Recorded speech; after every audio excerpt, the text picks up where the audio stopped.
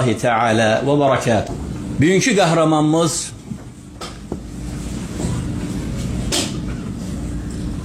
efsane bir şəxsiyyətdir. Eğer baş vermeseydi tarihte, yəqin ki duyan deyərdi ki bu bir nağıldır. Bu mümkünatı olmayan bir efsanedir.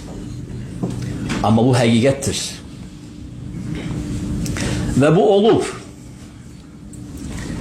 Alimler onu hüccetullahi ala el-umara, Allah Teala'nın hücceti bütün vilayet sahipleri üzerine diye alametle, onun daha meşhur legebi Eşedcu Beni Umeyye, Umeyye evlatlarından olan çapıklı oğlan. Eşedcu Beni Umeyye. O öyle bir şahsiyettir ki Malik İbni Enes, İmam Darül Hicra ve onun timsalında olan ulema der ki alimler onun yanına gitmişti ki ona ders versinler. Çünkü o padişahıydı. Bizim kahramanımız padişah, halife. İmam Malik der ki alimler gitti onun yanına ki ona ders versinler. Onunla tanış olanda derk ettiler ki yalnız şagird olabilirler ona. Onun bütün hayatı, oturuşu, duruşu, sekineti, danışığı, kelamı hamısı bir mektep, bir medrese. Hafizel Kur'an ve cema ve huve lem yeblugh. Kur'an'ı ezberlemişti, haddi buluğ olmamıştan qabaq. Onun dayısı kocaman, ne bilesin kim dayısı? İbni Ömer. Onun babası, onun neticesidir. Ömer İbnül Hattab. Atası ise Ömevi padişah neslinden bir nümayende. Abdülaziz el-Umevi. Geleceği hikayesi. Hatta onun bibisi deyirdi ki zalim şahzadelere günah sizdedir. Günah sizdedir. Eminiz Şahzade Abdülaziz'e Ömer'in nevesini alanda bes ahirde Ömer çıkacak da adalette Ömer'in ta misli. Ve tarih yenildi ve tekrarlandı. Naam, adı da özü kimi? Huve Ömer İbni Abdülaziz rahimahullah Teala, imam ve hüccetullah alel halqi. İmam. İmamun fil halal vel haram. Sözün hakiki manasında imam. Halal vel haram vel fiqh vel qada vel hukm. İmamun fil hadis. Ravidir. Kibar tabiinlerin yanında ders almış bu şahzade. Ve sahabeleri idrak etmiş, özü tabiindir. İmamun fil havf. Allah'tan korkmak meselesinde imamdır. Gelecek misalları. İmamun fi haşyetillah. Allah subhanahu teala'dan korkma meselesinde. Ma tahulu beynehu ve beyne ma'siyetihi. Onunla ve Allah arasındaki olan günahı, günaha düşmekten koruyan, yani o haşyede imam. Tevazukarlığına gelende la nazire li misalih. Ona tay olmak mümkün değil. Çünkü sen padişahsan ve tevazukar. Sen padişahsın. İslam dünyasının bizsiz hakim çatmıştı. Azerbaycan artık oradaydı. Hanlıklarıyla beraber, torpaklarıyla beraber, Semerkant, bütün hamısı onun vilayeti altındaydı. İslam dünyasının imparatoru, halifesi ve tevazukarlıkta ayet, bir nişane. İmamun fil vara'. Vara meselesinde de imam. Vara yani halalları bile terk ediyor. Mubahları terk ediyor. Orada ona bir şüphe görsendiğine göre. O şüphe menesene görsendir. Ama ona görsenir. Halalı özüne kadar ediyor. Ki orada nasıl şüphe var? İmamun fil vara'. Eşedcu Beni Umeyye. Umeyye bilirsiniz ki Ömevilerdir. Abdülmalik İbni Marwan ve daha 4 evladı halife oldu. Velid, Bu Hişam, bu Süleyman ve Yezid, tanıdığınız Yezid değil, bu başka Yezid'dir. Bu Abdülmelik'in evladıdır. Bu uşakların atası Abdülmelik ibn Marvan, halife. İsimlerini sadaladığım kesler evlatları halife. Bəs bizim qəhrəman onlar neydir? Əmsi uşaqlarıdır. Bəli, şahzadedir. Atası xəlifənin qardaşıdır. Amma atası xəlifə olmayıb. Və onun xəlifə olması özü bir möcüzədir. Çünki xəlifəlik onda değildi. Onun əmilərindəydi. Xəlifəlik də iki yolla keçə bilərdi. Artıq belə bir adət gəlmişdi məmləkə. Atadan doğma kardeşine, yoktursa ondan sonra oğla. Ata ölenden sonra doğma kardeşine halifelik geçirdi. Yoktursa ondan sonra oğla. İki yol. Yani ya kardeşe ya o. Bizim qəhrəmanın halife olması mümkün değildi. Levlallah. Eğer Allah subhanahu teala bunu etmeseydi. Çünkü halifelik onun hattinde değildi. Onun atası bir şahzade. Mısır'ın valisi. Halife tarafından tayin olmuş halifenin kardeşi. Halifelik ise umuma, beni umuma halifenin evlatlarındaydı ve ondan sonra yalnız kardeşine geçebilirdi. Eşeccu Beni Umeyye ne demektir? Kaydırıq tarihin evveline.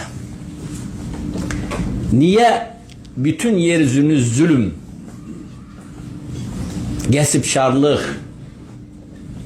qəddarlıq, haksızlık bürüyenden sonra tezden sarayın içerisinde bir nur parladı. Sebep görəsən nedir? Ne baş verdi? Onun əmi uşaqları onlar cəhcəlal içinde yaşayırdılar. Öməvi sarayları. Gəsirlər. Belə bir kəlmə eşitdiniz. El-imara. İmarət tikib. İmara kəlməsi oradan gəlib. İmara əmirlik sarayı deməkdir. Xəlifə o sarayda yaşayır, oradan hökm infaz edir. O məvlərin sarayı vardı. Dört göz baxa, tamaşa edə, sünkarlığına, gözəliyinə dil vəsf edə bilməz. Mərmərlərdən, ipək halılardan, içerisinde fontanlar, içerisinde bağlar, ceyranlar kaçır. Bülbüller okuyor sarayın içinde. Sarayın sütunları halis mermerlerden, etraf kızıl, gümüş, antik, kadim eşyalar. Hiç kimin görmediği meyveler o sarayda olurdu. Daha neler olurdu. Ve birden bu sarayın içerisine zahid, abid, ibadet eden bir kul gelir halife olmaya. Dersimizin mevzusunu Abdun Salih. Salih kul ismi verdim dersime. Çünkü o bir kuluydu. Ama nece kuluydu? Abdun Salih. Salih kuluydu. O öz raiyetinin, xəlqinin xadimiydi. O demirdi, ey benim kullarım. O ne derdi? Ben de bir kulam. Salih kul. Kimdi onun nenesi? Leyla. Kimdi Leyla? Ömer bin Hattab'ın gelini. Salih bir kadın. Atası da Ömer'i evlatlarındandır. Abdülaziz. Atası Abdülaziz. Bakın ne baş verir kardeşler. Ömer bin Hattab'ın zamanını hatırladım. Geceler beldeni seyreder. Teftiş eder. Ve birden bir kapının yanında geçende sessiz semirsiz orada durur ve bir ses eşidir. Kızım sabaha az kalmış. Dur sütlere su dök. Kız, anacan, meğer müminlerin emri Ömer İbnül Hattab'ın fermanını duymadın mı? Süde Su tökülmez. Kim bunu ederse cezalandırılacaktır. Kalet ve eynel Ömer anna. Kızım Ömer'in de harda. Biz harda. Yazın haberi yoktu ki Ömer onun kapısındadır. Eşidir onları. Her ikisi gafildir. Bilmir ki Ömer oradadır. Kız anacan doğru. Ömer bu saatçe burada olabilmez. Ömer bizi görmür, eşitmir. Ama Ömer'in Rabbi görür ve eşidir. Hak söyledi müminlerin emri. Süde su katılmaz satmak için. Kızım kalk süde su dök. Seher az kaldı. Vallahi anacan tökmeyeceğim. Anasından itap yiyir. Belki hem de o gece şilledeydi. Ömer bin Hattab yanındaki vezirine kapının üzerine işare koy. Sabah buraya geleceğim. Evine gelir evlatlarım sizden kimin evlenme vakti çatıp Asım. Sana öyle bir gelin tapmışam ki sıradan bir yetim kız. Ama nece kız. Takiyye. Allah'tan korkan. Nakiyye. Pak. Salihe. Salih. Seher kapıya gelir. Elçi düşür. Araştırır ki o hiç kimin hanımı değil. Kız uşağıdır. Ve halife müminlerin emri. Ömer ibn-i Hattab Asım evladına hemen kızı alır. Allahu Ekber. Günlerin bir günü Ömer ibn-i Hattab yuhu görür. Ya lehu min buşra. Müjdeler olsun bu yuhu görene. Sevinecek bir şekilde yuhudan kalkar. Yuhunu danışır. Tevili de yuhu kim güzel. Seyahrucu min sulbi veledun abdun salih bihi şeccun ala vecihi.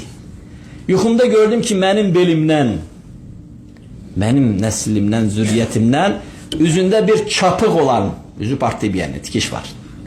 Üzünde bir çapık olan Salih gelecektir. Mehdi. Düz yolda olan, düz yol gösteren bizim yolumuzdan gelecektir.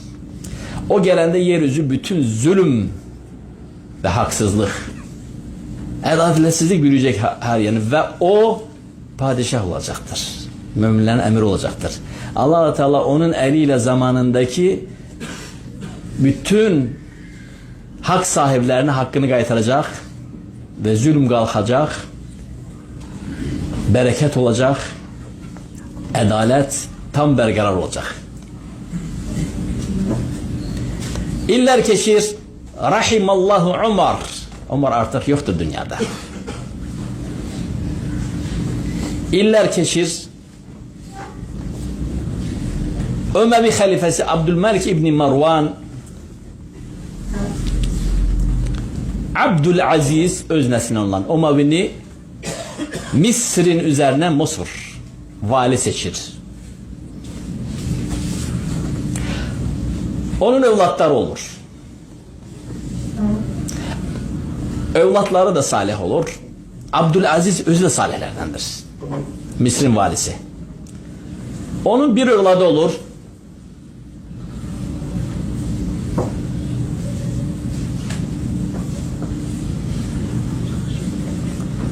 Onun bir evladı olur. Evlatlar arasında adı Ömer olur. Kim ne oğlu?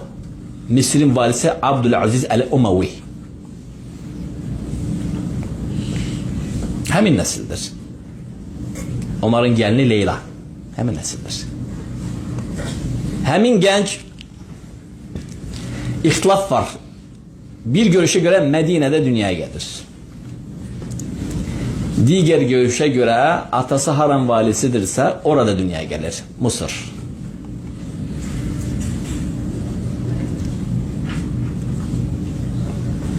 Meselede alimler arasında ihtilaf var. Medine yoksa Mısır. Fark edemez. Hemen bu genç Ömer İbni Abdülaziz Mısır görüşünü racih görsek Atasından xahiş edir ki, ata, məni Mədinəyə göndər. Mən orada yaşayıb təhsil almaq istəyirəm. Mədinəyə gəlir və qoca dayısı İbni Omar hələm həyatdadır. Onun şagirdi olur. Böyük tabiinin həmçinin şagirdi olur. Kibar tabinlərdən elm alır. Sağ qalan sahibələrdən elm alır. Qur'anı həddi buluğa çatmamış artıq əzbərləyir. Hədis rivayət edir. Fiqh öğrenir, əhkamlar öğrenir. Şahzadə olduğuna görə kənə mutrifəl həyah, zadəgən həyatı yaşayır. Onun Mədinədə yaşadığı evində imarə, aşpazlar, xadimlər, hətta parixmaxirlər var idi. Çünki şahzadədir. Əmisi xəlifə, atası Misrin valisi, Misrin qubernatoru, əmiri. Gənc ikən topuş idi. Ətdi. Hiss olunurdu ki, zadəgən ailən evladıdır. Və cəhcəlallı geyindiricidirlər ona. Təbiidir, şahzadədir. Hətta saç düzəmi verirdilər ona. Günlərin bir günü sabah namazına biraz gecişir. İkinci safa gəlir, birinci safa yetişmir. Və namazı onlara qıldırır kibar tabinlərdən biri həyata gələcək. Həmin o tabiyinə o uşağı tapşırmışlar xüsusən tərbiyəsini. Atası da salihlərdən olur Abdüləziz. Atasına şikayət yazır. Ey Misrin valisi Abdüləziz, övladın sabah namazına biraz gecişdi. İkinci safa gəldi. Səbəbini soruşduq, dedi ki, parixmaxirim, saç bərbərim məni gecişdirdi. Saçıma düzen edirdi. Ona göre ikinci safa geldim. Atası eşidir ve çok qəzəbləndir. Atası da salihlərdən idi. Deyir ki, onu danıştırmayacağım vallahi. Ve atası uşağıyla görüşür bir rivayette. Uşaq görəndə ki, atası onu danıştırmır. Ve sebep sabah namazına gecişmektir. Gecişmə səbəbi də ki, əbəs bir səbəbdir. Bərber onu yubatdırıb, saçlarına düzen verirdi. Budur, uşaq qapını açır, saçlarını keşal elib əlində getirir. Atacan, əgər bu saça görə məni danışdırmırsan ki, namaza məni bu gecişdirdi, artıq mən onu Allah üçün qırxdım. Saçını keşal edir. Belə bir salihdir. Bir dəfə anası görür ki, bu uşaq Quran oxuyan yerdə qəhərlənib hönkür-hönkür ağladı. Anası geldi ve soruştu, oğlum ne ağladın? Bir anacan bak, وَجَاءَتْ سَكْرَةُ الْمَوْتِ بِالْحَقِّ. Ölümü hatırladım da ağladım. Çünkü ben de öleceğim ve qəbirdə olacağım ve hesap vereceğim. Uşaq həddi buluğa çatmayıb. Artıq indidən onda bakın necə bir iman var. Onu düzgün koruyur ve düzgün terbiye edirdiler. Rabbani bir terbiyeyle. Yüzündeki çapıq tabii ki doğulanda çapıqla da olmamıştır. Qəhrəmanımız ağ değil ama yaraşıqlıdır. İri sümüklüdür. Hündür, güzel hüsnü qaməti gözəlliyi vardır. Dərisi əsmərə çalır. Biraz qarışına. Yüzündə hiçbir çapıq yok idi. Hələm uşaq ikən atası onu dərsə aparır. At sürmek, suravilik. Ve uşaq yıkılır iki qayanın arasında, üzü partlayır. Əməliyyat elirlər, buranı dikiş atırlar. Anası fəryad edir, atası gülür, sevinir. Anası deyir ki, ya emiril müminin, Misrin valisi, uşağın üzü partlayıb, üzü bütün qan, sen neye gülürsən? Deyir, mən həmişə arzuluyordum, görəsin Ömer ibn Xattab bunun babasının yuxusunda gördüyü Əşəccü Bəni Umeyyə, biz də Umeyyəyik. Kim ola bilər? Uşağım dünyaya gələndə onun üzündə hiçbir çapıq yok idi. Bu çapığı görəndən sonra artıq bütün ümidlərim doğruldu. İnşallah atası, yani Ömer bin Xattab babasının yuxuda gördüyü El-Mehdi zamanının salih padişahı onun eliyle ki Allah Teala yer üzerinde adaleti berqərar edecek. Emin-emanlıq olacak.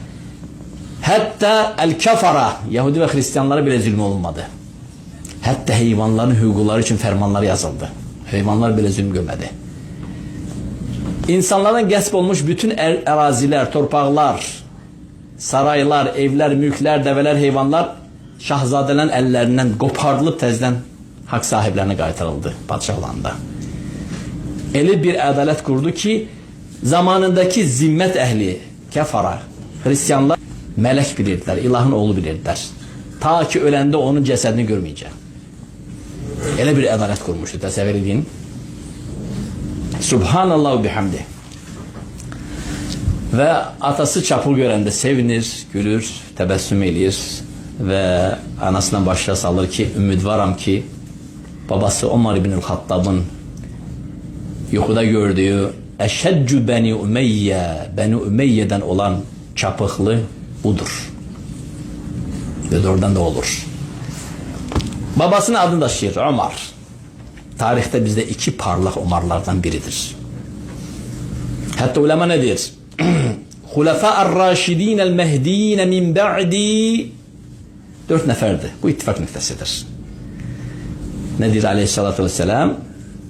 Size iki şeyden mühkem yapışmayı tövsiye ederim. Aleykum bis sünneti, size öz sünnetimi. Ve sünnetel hulefa'ar raşidin el mehdiyine min ba'di. Benden sonra gelen raşidi, el mehdi, düz yolda olup düz yol gösteren salih halifelerin sünnetinden de yapışmağı. Ulema der ki Ebu Bakır, Ömer, Osman ve Ali vel hamis 5. tezden qayıtdı. Neçə illərdən sonra əsir keçib artıq. Ömer ibn Abdülaziz'dir. Da bu Süfyan-ı Thawri ve Zuhri'nin ve diğerlerin görüşüdür. O ve hamis hulefâ raşidin. Raşidi halifelerin 5.'sidir. Bazı alimler dediler ki ba'da Hasan. Hasan ibn Ali'den sonra. Çünkü o da Raşidi halifelerinden sayılır. Bakma ki hakimiyeti yarımçıq ve kısa olsa da.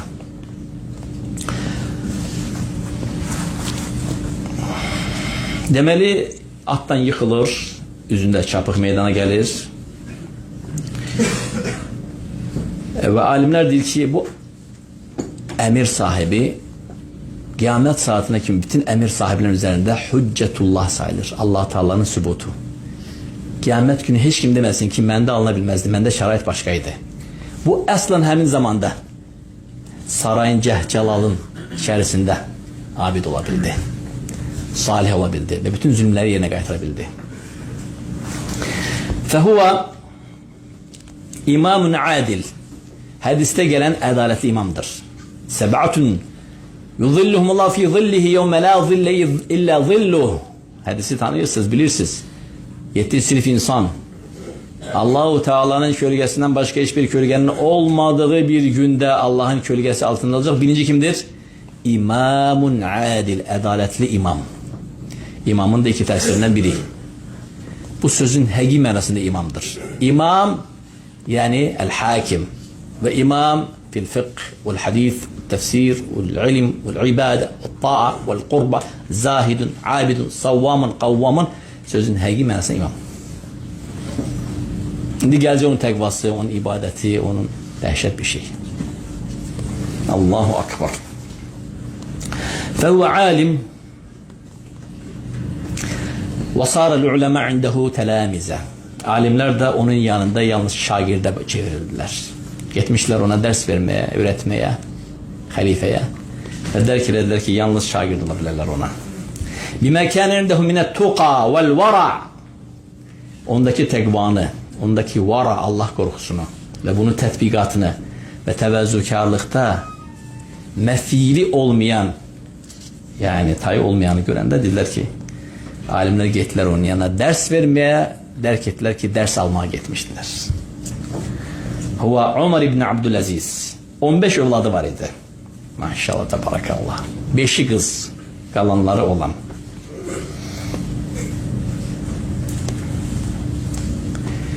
Evlatları aslında onun eyni misli olan da Allah Teala getirdi. Ama onun ömrü kısa oldu. Atasından kabak dünyasını değişti. Abdülmelik İbn Umar. Subhanallah, bu genç uşağın da sirası var, təsəvvür eləyin. Atasının eyni misalıydı. Ama Allah subhanahu teala ona hikmetiyle rava bilmedi halife olmaya. Uşak gençken öldü. Bizim qəhrəman 40 yaşdan çox yaşamayıb. 39 ve 5-6 ay. 40'ı tamamlamamış. Kısa bir ömür. Hakimiyeti 2 il 5 ay. Aynen Sıddık kimi. 2 il 6 ay. Ha? Sıddık öyle değildi. Okşarlık var. Bu kısa hilafet zamanında o elə bir efsane yazdı ki tarihe. Vallahi kardeşler, ben düşünürüm ki bu dersi inşallah biz en azı 2 yere böleceğiz. Ve bu ders onun hakkını verebilmeyecek. Bu kısa ömürlü insan hakkında müelliflerden biri 1 tom, diğeri ise 2 tom kitap yazıp.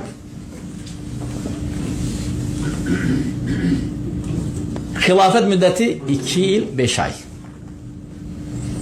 Ömrü 40'a çatmamış. İki baştan ayağa. Mektep, ders, ibretler. Subhanallahu bihamdi.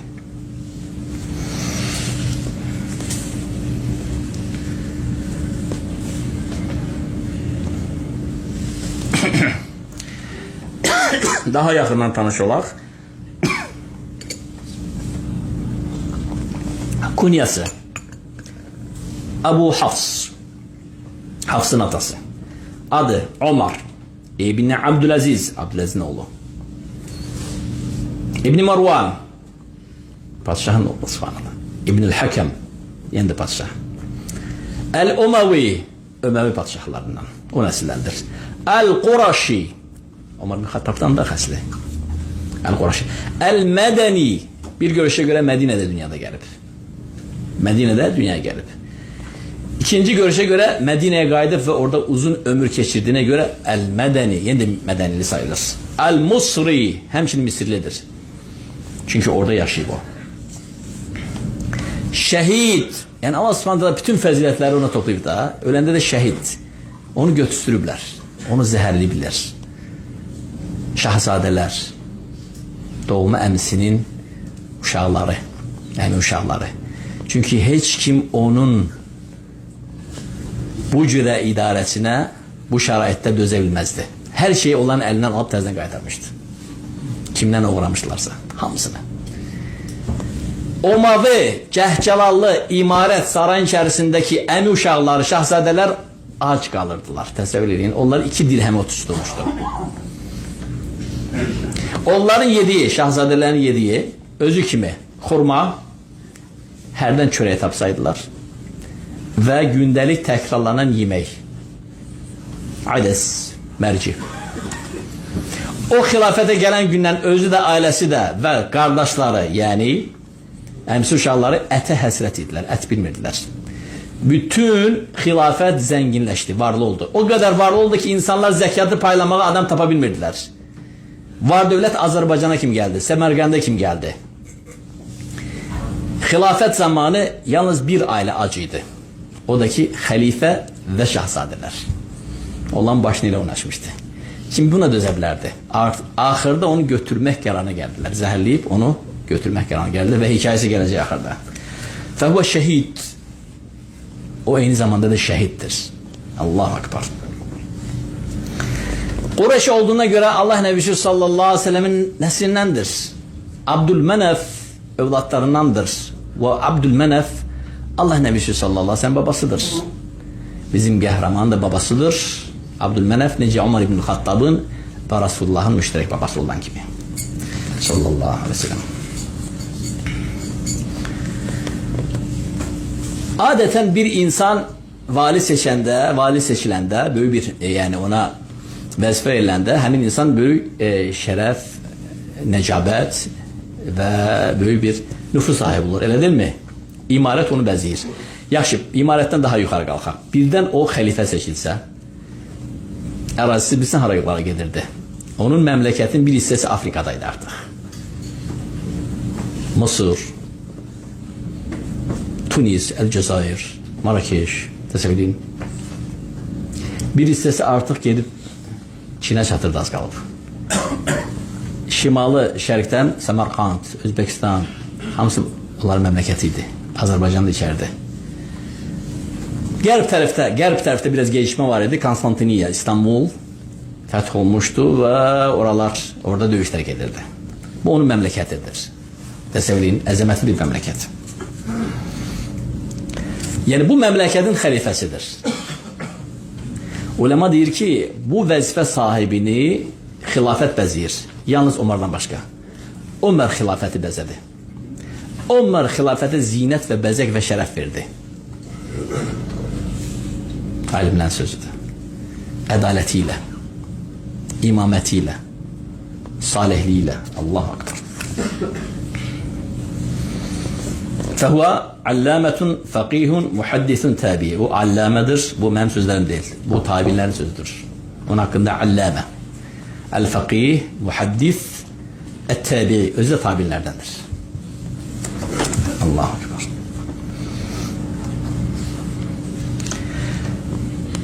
Zahid idi. Bütün dünya Roma kralının diliyle desek onun zamanında. Bütün dünya onun ayağının altına gelenden sonra. Dünyanın ayaklarının altında da sakladı. Koymadı ayaklarının altına yukarı kalksın. Ve hâdâ huve zuhdul hakîki. Hakiki zuhd budur. Bir var yoksuldu. Bir ben zahidem. Sen zahid olmalı başman benim. Onun sende işin yoktur. Bir de var ki insan padişahtır. Ve bütün dünya onun ayağının altındadır. Hilafetinde kasıb insan yoktur. Hamı zekat verir. Zekat alan yoktur. Təzəvvürləyin. Özü nedir? Hamısını terk edip. Həqiqi zahid budur. Bak. Allahu akbar. Hâdâ huve zuhdul hakîki. Ma'al ghina. Yani həqiqi zahidlik zenginlikten meydana gelen zahidliktir. Hicretin 61. ilində dünyaya gelip. İkinci görüşü götürək. Halvan şəhərində Mısır'da. Birinci görüşe göre Medine'de. Fərq eləməz. İkisi de tarixte rivayet olunub. Bu etibarla o hem el-Medeni Medinelidir hem el-Mısri. Şək yoxdur ki her ikisinde uzun müddət yaşayıb. Fərq eləməz. Əmisi kimdir? O hələm uşaq ikən əmisi xəlifə idi. Özü yani xəlifənin övladı değildi. Onun xəlifə olması təsəvvür olunmurdu, mümkün değildi. Ama Allah Teala belə istedi. Ne baş verdi?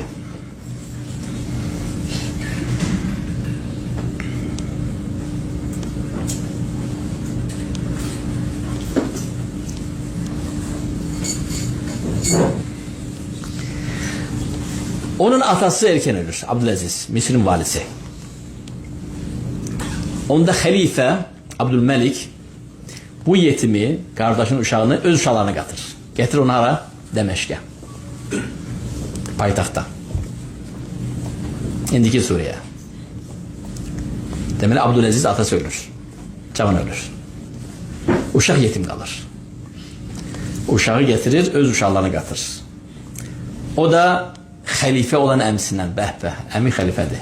Xahiş edir ki, məni Mədinəyə qaytar, nə olur əmi? Mən gedim orada ilim alım.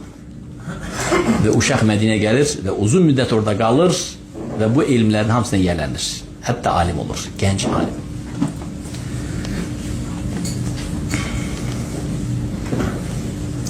Abdülmelik İbni Marwan, Umavi xəlifəsi. Onun bu 4 övladı tarixdə 4'ü də xəlifə olub. Diqqət, Valid, Hişam, Süleyman, Yazid. Sonra Abdülmelik İbni Marwan da dünyasını değişir. Xilafət keçir Validə.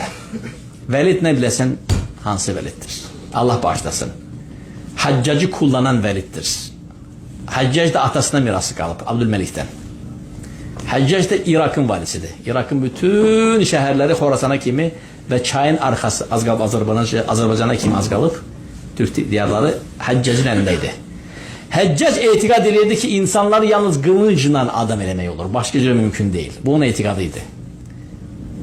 Yalnız qılıncla onları ram eləmək, təslim eləmək, tərbiyə eləmək, riayəti yalnız qılıncla idarə eləmək. Ona görə bizim qəhrəmanımız Həccacı bütün varlığıyla nifrət edirdi. Hatta əmisi onu Medine'ye vali seçir, bizim qəhrəmanı Omar'ı. Həccac həcce gelir halkla beraber ve həccin reisi olur. Əmisine mektup yazır. Əmi, Həccac Medine'ye girmeyecek. Çünkü ben ona nifret edirəm. Gəncdir, şahzadədir. Medine'nin valisidir Omar. Eğer girse əmisini həddəliyir. Filan filan şeylerden imtihan edeceğim. Əmisi de onu çok sevirdi. O en layıklı valiydi Medine'ye. Bir ki yaxşı. Tapşırıq verdim. Həccac həcci eləyib qayıdacaq, Medine'ye girmeyecek. Soruşurlar, ya Umar, niye Həccac Medine'ye girməsin? Çünkü diyor Allah Nebisi sallallahu aleyhi ve sellem'den hadis var. El Medinetu tuhricu habetheha. Medine özünden olan çirkabları qovur. Ben de istedim bu hadisi tətbiq edeyim. O çirkab buraya girməməlidir. Adamın işi gücü ancak boyun vurmaktır. Vurduğu boyunlar 70 bin. Bir rivayete göre 80 bin, bir rivayete göre 100 bine çatmıştır. Her bir hata ki buna geldi ki bu insan düşünürdü ki aslında özüne zəhin ve heybət yığırdı. Özüne nüfuz ve hürmet kazanmak istedi bu inan. Aslında onda bir tekebbürlük var idi. Ve Həccac onun vəsfi zalumun, gaşumun rivayetlerde gelip. Ve Həccac'a sözünü çatdırır. Sen zalum ve gaşumsan. Senin hakkında Allah Nebisi sallallahu aleyhi ve sellem'in hadis duymuşum. Sakif evlatlarının 2 nefer çıkacak. Biri kezzeb olacak. O da Muhtar Sakafi, peygamber iddiasında oldu tarihte. Sakafiydi. Biri de ki zalumun gaşum olacak. Kan töken, zalim. O da sensin Həccac. Sözünü çatdırmıştı. Elhamdülillah Həccac da ölür. Sonra ne baş verir? Omar'ın evlenme vakti çatır. Zaten 2 ayet yoldaş olup ama istiller onu bu defa saraya daha yakınlaştırsınlar. Halife hələm sağ iken öz kızı Fatime'ni, Abdülmelik bin Marwan Fatime'nin kızını Omar'a verir. Bu satça Omar bin Abdülaziz'in hayat yoldaşı Fatime halife kızıdır. Təcrübələnəcəksiniz. Özü kimi salih idi. Baxma ki Abdülməlikin İbn Marwanın kızıydı.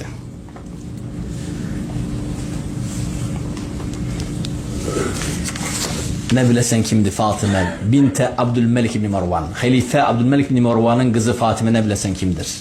Tarihte en nadir nüsxədir. Kardeşleri halifeler. Atası halife.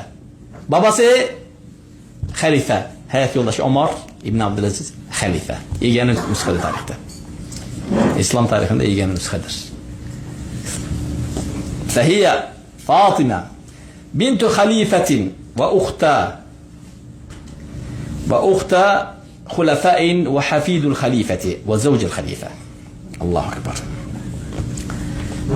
Hicretin 86. yılda dedik ki onu Medine'ye vali seçirler. Orada çok kısa müddette 6 yıl müddetinde hicretin 93. yılına kimi Ömer bin Abdülaziz Medine'nin valisi olur. Ve halk ondan razı olur. Ve subhanallah artık adaleti orada berqərar edir. Baş halifeye mektup gönderir ki Medine əhlinin xaracı çıxartdıqları Medine əhlinə qayıdacaq. Qırağı getməyəcək. Beytulmala getməyəcək. Dəməşqə getməyəcək. Çünkü bunlar Medine əhlidir. Bunlar Peygamber sallallahu aleyhi ve sellemin ansarlarının övladlarıdır. Sahabelerin neslidir. Onlara hizmet etmək lazımdır. Əksinə siz bunlardan yığıb oraya göndərirsiniz Beytulmala. Beytulmalı bununla doldururuz. Əksinə buradan çıxan il bura gələcəkdir. Bura qayıdacaqdır. Validin de vefatı gelir. Halife Validin de vefatı gelir. Hakimiyete Abdülmelik bin Marwan'ın növbəti övladı geçir. O da kimdir? Süleyman. Axı biz dedik ki tarixdə 4 övladın 4'ü xəlifə olub. Süleyman hələm sağlığındayken özündən sonra gizli bir ferman yazdırmaq istəyirdi ki öləndən sonra xəlifə qardaşlar olmasın. Ne de övladlar olmasın. Omar olsun. Umarı çox istəyirdi. Rahimehullah Süleyman. El-Xəlifə Umavi. Amma bunu infaz eləmək çox təhlükəli idi. Çünki orada növbəni pozmaq, adəti pozmaq, intizarda olanları fitnəyə salmaq və seçilmiş xəlifəyə fitnə cəlb eləmək deməkdir.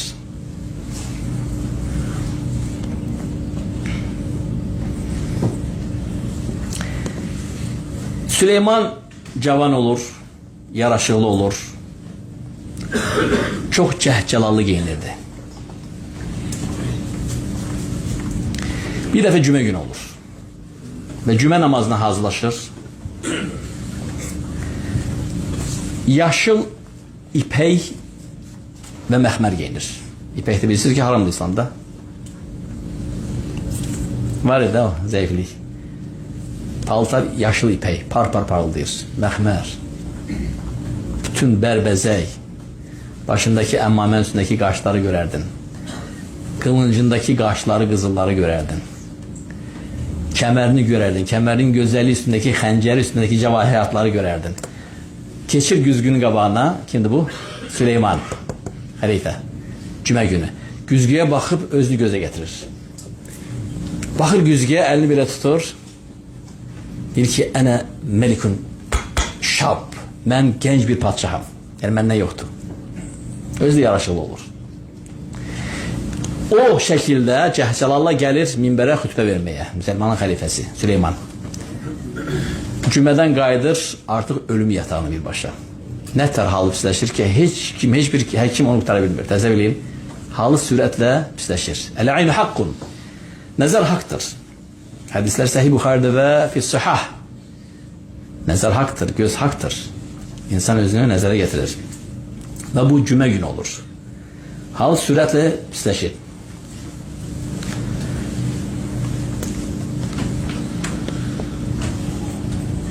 Onun salih bir vəziri olur. O vəzir də alim və tabiindir. Raca bin Hayva tək-bətək qalır, bu vəziri ilə, salih vəziri ilə istişarə edir. Deyir, Raca, mən sizə bu adəti pozum. Yəni, məndən sonra Yezid olmalı da. İbn Abdülməlik, keçmiş xəlifənin oğlu, doğma qardaşım. Mən sizə bu dəfə xətti dəyişmək istəyirəm. O, digər əminin övladını eləmək istəyirəm. Nə deyirsən buna? Əvvəlcə bu söhbəti açmamışdan qabaq deyir ki, ona, mən kimi təklif versən, bax, halın pisdir. Bəkim Əyyubu övladımı, əvvəlcə belə deyir. Raca, salih vəzir idi, tabiin idi, alim. Deyir, ya əmir-i-müminin, Əyyub uşaq tədbirluq deyil. Sən bu uşağı, balaca uşağı, hakimiyyətə gətirsən, qəbir azabı görəcəksən. Çünki ağıldandır ki, xəlifə ölməmişdən qabaq salih bir insanı taxta gətirməlidir ki, qəbirdə rahat yatsın. Əgər yaramaz bir insanı körpə uşağı sən taxtara getirsən, əgər düzgün olmayan bir seçim eləyərsə, insanlar onu, o seçim eləyən atasını lənətləyəcəklər. Sən də qəbirdə əzab görəcəksən. Əyyub uşaqdır, hara gətirsən onu? Dedi, yaxşı, onun qardaşını bəlkə kim gətirim? Davud. Deyir, Davud Konstantiniya döyüşlərinə indiyə kim xəbəri çıxmayıb. Sağdı yoxsa diridir. Xəlifəsi burada olmalıdır, göz qabağında. Deyir, onda kimi? Raca alimdir, faqihdir. Deyir, mənim ixtiyarım yoxdur ad təklif eləməyə. Sonra onun altından çıxa bilmərəm. Gözləyirəm ki, ondan çıxsın o söz. Və kağızda artıq yazmışdı, həddi buluğa çatmamış uşaq, Əyyub, oğlumu xəlifə seçirəm. Yəni, qardaşlarını vermək istəmir də, tamam. Yezidi vermək istəmir. İstəyir öz övladlarına olsun. Bu xətti sınırmaq istəyir. Raca bin Hayva deyir ki, ya əmir-i-müminin tələsmə. Düşün, istixarə qıl, istişarə ilə. Adam bir tər dəstəmaz alır, halı çox pis. İstixarə edir. 2 gündən sonra deyir ki, həmən o məktubu yandır. Yaz, Raca. Yaxşı, kimin məsləhət görürsən? Raca deyir ki, mən deyə bilmirəm ki, Omar. İstəyirəm Omar deyim. İxtiyarım yoxdur axı. Mən sadəcə bir vəzirəm. Xəlifəni o təyin eləməli. Onun dilinə çıxmalı, mən təsdiqləməliyəm. Deyir, Raca, mən qəbirdə rahat yatmaq istəyirəm. İstəmirəm insanların bədduası, lənəti mənim qəbrimə yağış kimi insin. Qərar verdim. Xəlifə sinifindən olmayan əmsi uşağı Omar'ı qoyacağım mən xəlifə. Omar bin Abdüləzizi.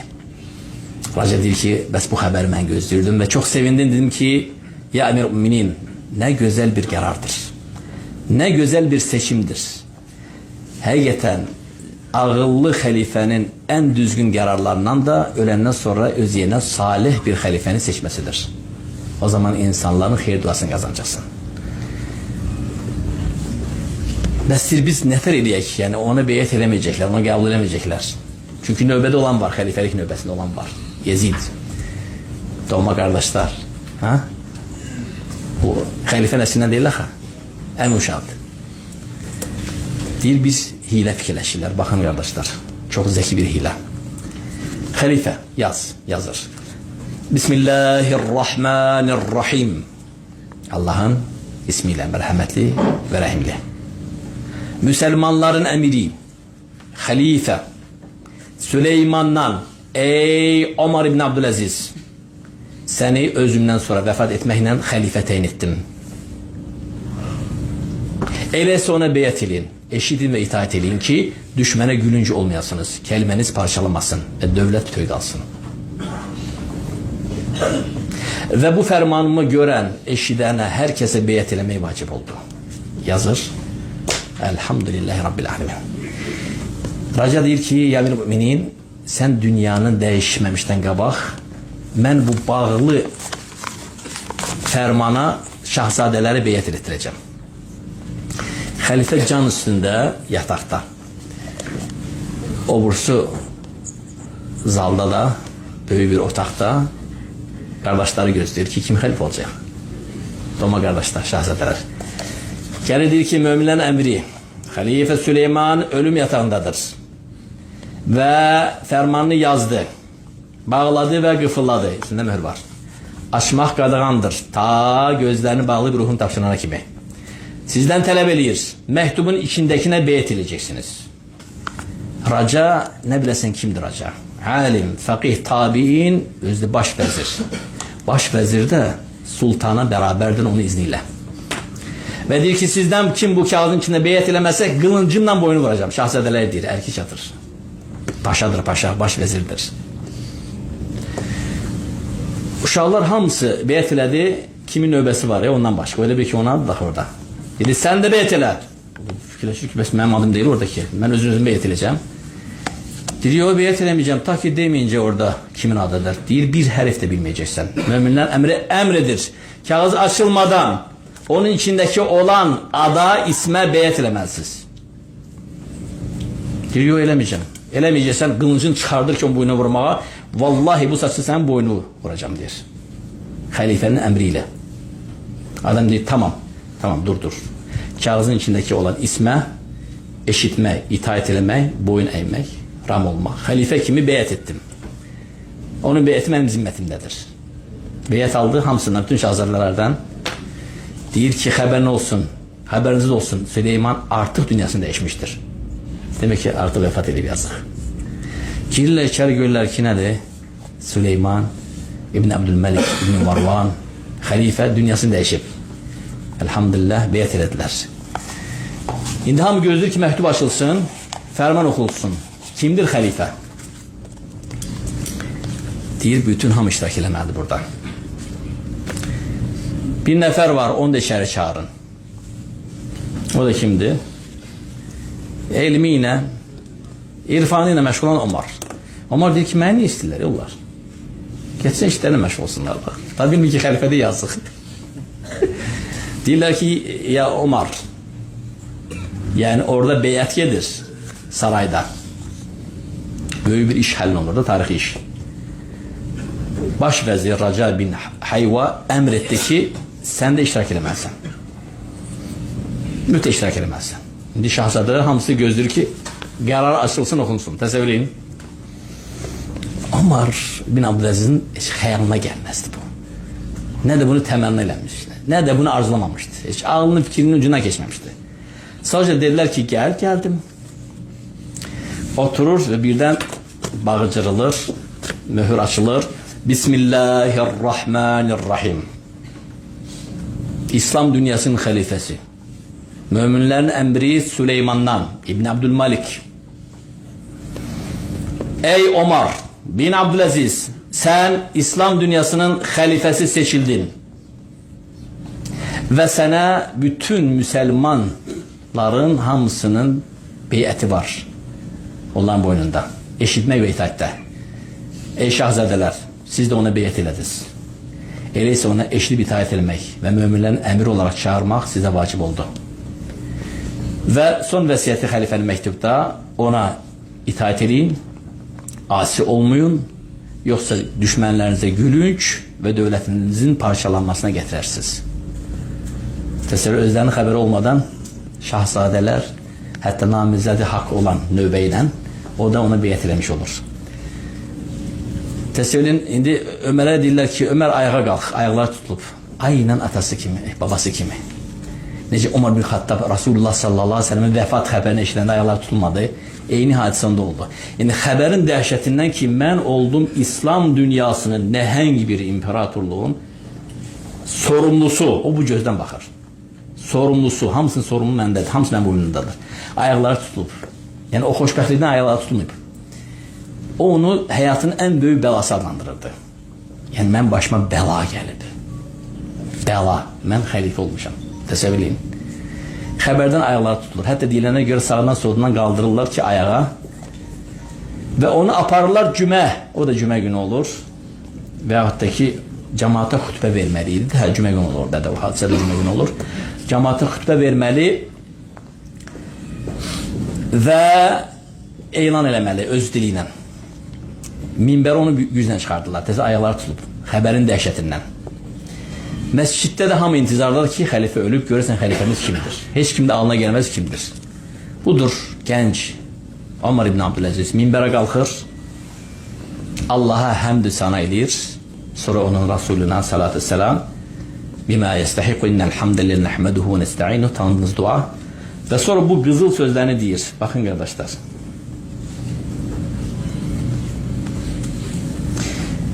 Eyyuhənnəs, İnni qad ubtiluytu bihadil emr.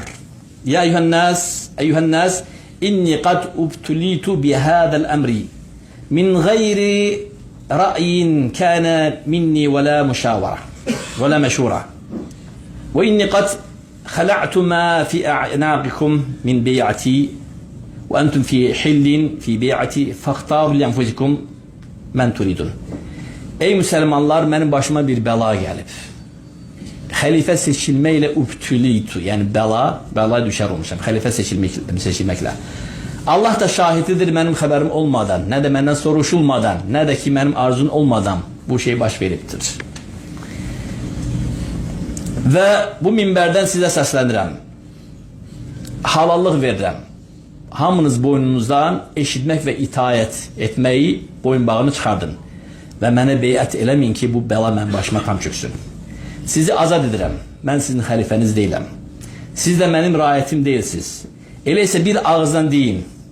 Biz səndən imtina edirik və sənə eşitmə və itaət eləmək, beyət, boyunbağını boynumuzdan çıxardırıq. Və cemaat hamısı tam əksini deyir ki, İxtarnaki ya emir-i müminin ve razıyna bik. Biz hamımız seni seçirik ve hamımız sana beyət edirik ve senden razıyıq. Sen bizim əmirimizsən. Hamısı bir razıdan. Onda o oturduğu minbərdə çökür ve təsəvvür edin, halı pisləşir. Ve deyirlər ki, qad ixtarnaka ya emir-i müminin ve razıyna bik. Biz seni seçdik. Ey müminlərin əmri insanlar deyir ve senin xəlifə olmana razıyıq. Febil yumni ve ala bereketillah. Allah'ın bereketiyle işine başla. Sonra bir tər ayağa qalxır ve möhtəşəm xutbə deyir. O xutbə haqqında müstəqil dərs açacağım sizin için inşallah.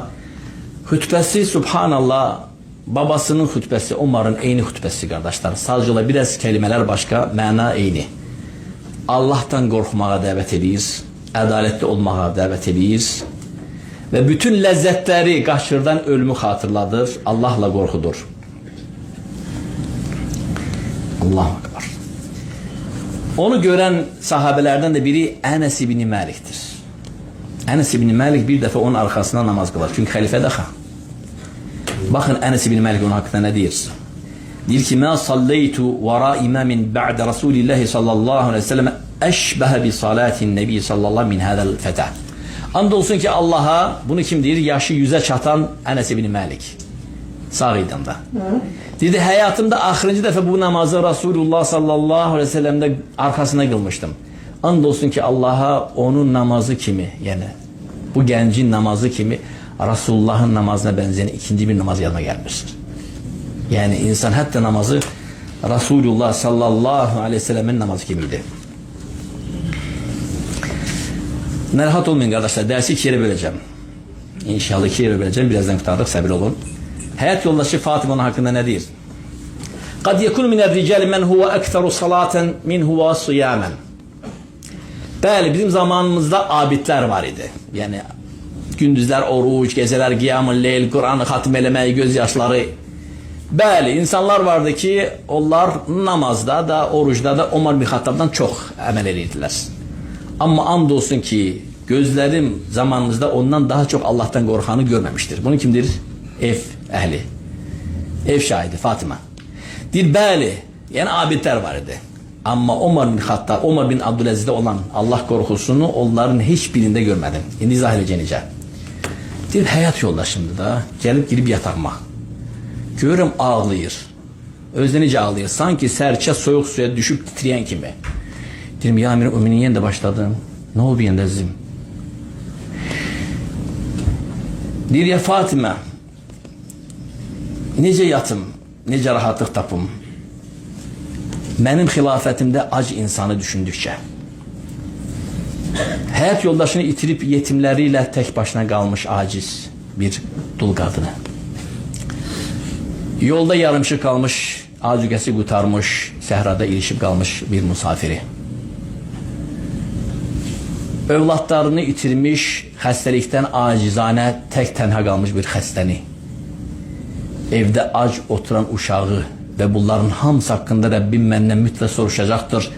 Ve mən onun huzurunda bu haqda hamısından soruşulacağım ve Resulullah mənim düşmənim olacak. Hasimi. Bunu fikirləşəndən sonra mən necə yata bilərəm? Ve deyir, səhərə kimi ağlayırdı ve sonra yatağından çıxırdı. Onun kaldığı evinde, daha doğrusu evinde bir mescidi var idi, evin içinde. Deməli o kadar yorğun olurdu ki, halife de yüklenip namaz kılmağa taqəti qalmırdı. Taqəti neye kalırdı kardeşler? Gelirdi özünü atırdı yere, hemen mescidine. Bir tər belə qalxırdı, bakın kardeşler. Tükenmiş, sönmüş adam olur yoruluktan. Ellerini kaldırırdı ve səhərə kimi dua edirdi, kömək istirdi, ağlayırdı, hele hemen yere sönürdü yoruluktan. Sonra oyanırdı, gözünü yurdu, bir tane dəstəmaz alıp təzdən davam edirdi, təzdən sönürdü. Ve bu her gün düz bitir namazına kimi, sübhə kimi. Hayat yoldaşı Fatıma deyir ki, biz abidler gördük bütün gece namazda. Maşallah. Tamam, şek yoktu. İmamdılar, başımızın tacıdır. Yani Davud orucu tutanlar da eşittik. Yani gecenin Kur'an'ı hatim eleyen de gördük. Yani onun zamanda abidler onu bəli ibadetinde bəli ötmüşler. Ama onun kimi Allah'tan daha çok korkanlı benim gözlerim görmüyor Fatıma deyir. Hangi zamanda deyir? Tabilen zamanda. Allahu Akbar.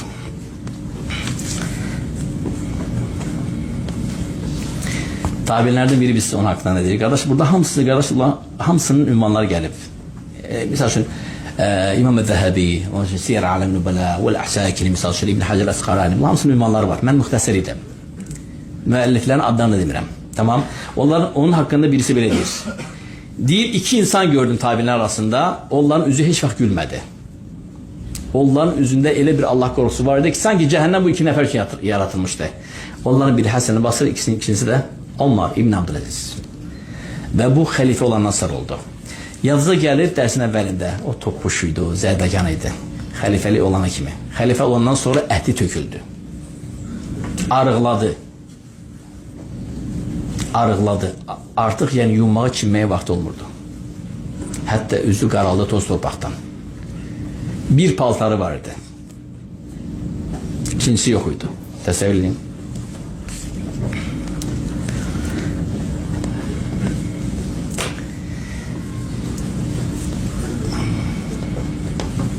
İndi de söyleyin.